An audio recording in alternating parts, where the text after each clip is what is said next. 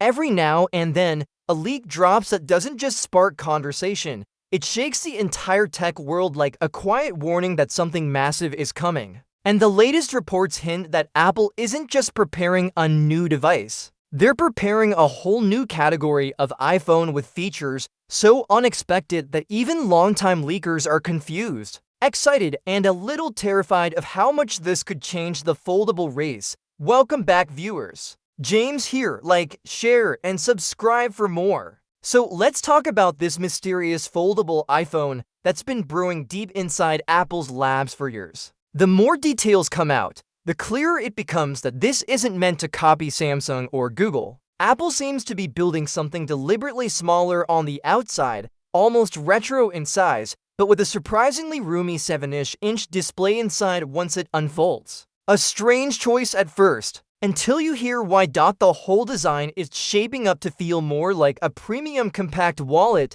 than a mini tablet. And insiders claim this form factor helps Apple fix one of the biggest problems plaguing every foldable today: the crease. Rumors say Apple's hinge won't just reduce it, it'll practically erase it. Early testers describe it as barely detectable, which sounds wild considering how stubborn creases are on Samsung and Pixel models. But here's the twist that completely changes the conversation. Whispers say Apple might ditch Face ID on this model. Not downgrade, redesign. A new Touch ID built into the frame could return, freeing up space and removing the need for double sensors. And if that happens, the front screen stays clean with only a tiny punch hole, giving the device a surprisingly modern, minimal look. And then there's the camera leak that made me stop mid-scroll. Developers digging through test firmware claim a hidden underscreen camera exists for the inner display, not like Samsung's blurry attempt, but something far sharper thanks to Apple's image processing pipeline.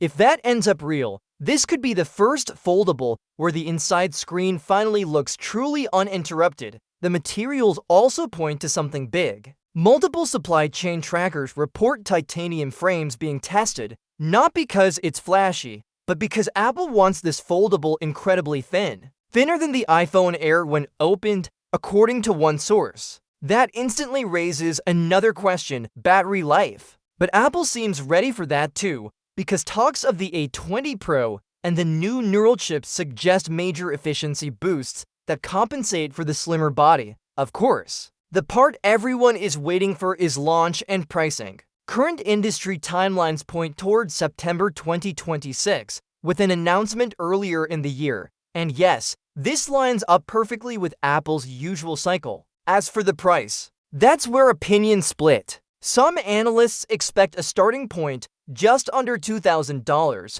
while others think Apple aims higher with a premium ultra positioning. My bet: Apple lands right in the middle, expensive, but competitive enough to pull buyers away from Galaxy Fold users who are already craving something new. One thing is clear: this foldable isn't meant to be Apple's experimental first step. It's meant to be the one that makes everyone else wish they waited. If you enjoyed the breakdown, hit like, subscribe, and tell me in the comments, would you actually switch to a foldable iPhone in 2026? Or will you stick to a flat screen? I'm really curious where you stand.